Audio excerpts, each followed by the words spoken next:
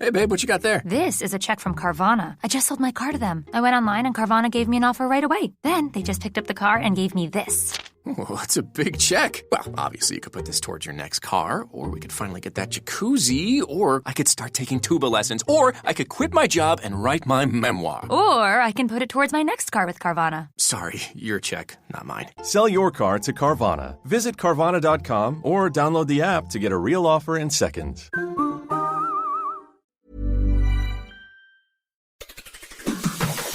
On today's Smart 7, hello, the police are in the spotlight, the Stop the Boats bill heads to the Lords and lots more. It's Thursday the 27th of April, it's Stop Food Waste Day and happy birthday Lizzo. The Smart 7, it's news but not the news.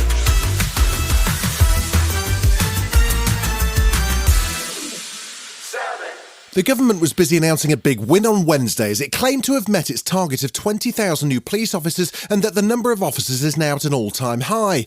However, the recruitment figures are based on the last 4 years and don't count the previous decline under Tory governments or the fact that the UK's population's increased.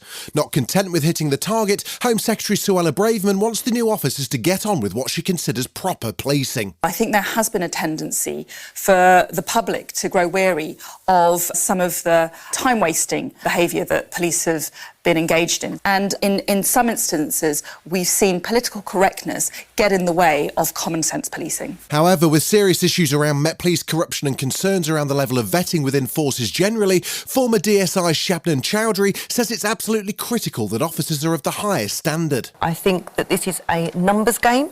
This is about quantity and not quality of police officers. Wednesday also saw a Common Select Committee quizzing Met Police Commissioner Mark Rowley. There was a particularly awkward exchange over protest policing with the man who's now Tory party deputy chairman, the intellectual giant that is 30p Lee Anderson. You're making selective comments based on a partial understanding of the law.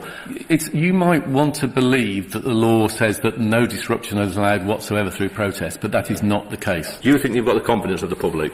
If it wants to be personally offensive, then write it in newspapers, but I'm not going to answer those questions.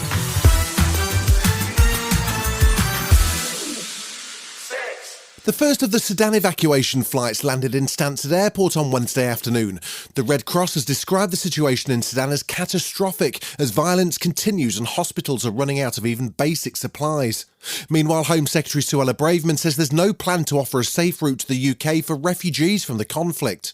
General Sir Richard Barrons says with up to 4,000 Brits hoping to get out, the process of even getting to an evacuation airfield is a nightmare. It relies mostly on British citizens in Khartoum, a city of 5 million people, making their own way to the evacuation airfield through what is clearly not just a breakdown in the ceasefire, but a breakdown in law and order. The rescue flights have been landing in Cyprus as their first stop, and British High Commissioner for Cyprus, Ifran Siddiq, says for the moment at least the process is working. It's only since we've had this latest 72-hour ceasefire that we've been confident that we can enact this route and essentially asked people if they feel comfortable to make their own way to the airfield. We don't really have any other way to get them there ourselves, but what we found is that people have been able to make the journey to the airfield, and more are making it safely.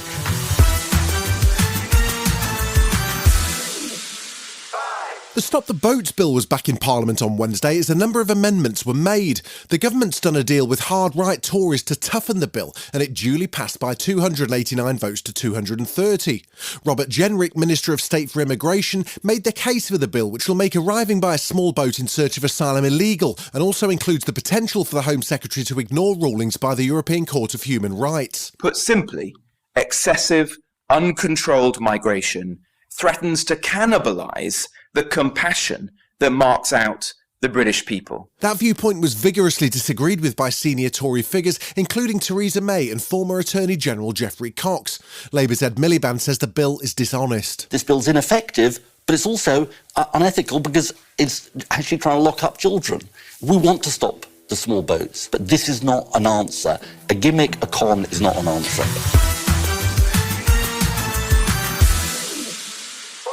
Russia's been making the most of its time as the chair of the United Nations Security Council. Foreign Minister Lavrov's been calling for a new world order, and he also tried to pin the blame for any nuclear escalation over Ukraine on, well, Liz Truss. Maybe he doesn't get the newspapers anymore. Ukrainian President Zelensky was busy too on a long phone call to Chinese leader Xi Jinping, which saw an offer of a Chinese delegation to help start peace talks. However, Ukraine has no plans to give up any territory, even as they plot the spring offensive. And retired senior army officer Rupert Jones says battles over towns like Bakhmut have become symbolically important. It has a symbolism that is important, and of course President Putin has not had a win, if you can call it that, for a very long time, and so he's determined that Bakhmut is a win. Still to come on the Smart 7, Arsenal take a beating and he's a time-travelling menace. It's The Flash, right after this. Hey guys, it's Kayla Ewell from Directionally Challenged, a podcast about realigning your internal compass. New KFC chicken nuggets are finally here, and you have never had nuggets like these. All of the delicious KFC flavor you love in one amazing chicken nugget. 100% white meat, hand-breaded in KFC's original recipe. Order new Kentucky Fried Chicken nuggets, now available at participating KFC near you. Guys, they're finger-licking good. Welcome back. It was a dramatic Premier League night on Wednesday with 4 games. Notts Forest dug themselves out of relegation trouble by beating Brighton 3-1, Liverpool fought back at West Ham to win 2-1, and Chelsea under interim boss Frank Lampard lost again 2-0 at home to Brentford. But the big game saw Arsenal take a beating at Man City. They lost 4-1, and that may well mean the Premier League trophies headed back to Manchester. Manager Pep Guardiola was staying focused on winning their games in hand. I think these 3 games will dictate.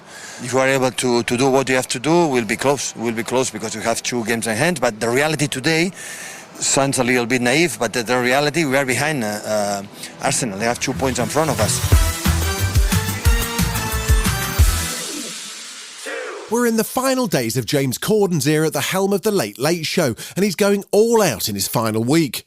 He's had a guest spot with Tom Hanks, he's been carpool karaokeing with Adele, and he hosted Natalie Portman and Billie Eilish on his couch. Billie made her debut TV appearance with James when she was just 15, and international superstar Natalie Portman's still a bit starstruck, especially as she had her daughter with her. I just got, street cred for the rest of my life because Billie was so sweet. That's crazy!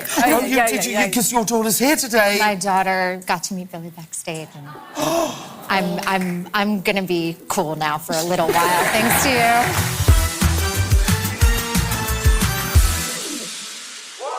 Now, DC superhero movies may have a somewhat patchy track record, moments of genius, quite a lot of misery. I'm looking at you, Ben Affleck's Batman, but this time they've really pulled out all the stops for The Flash, which speeds from TV series to the cinema.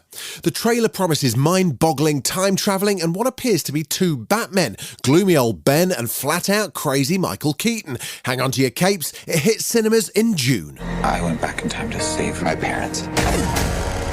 But instead, I completely broke the universe.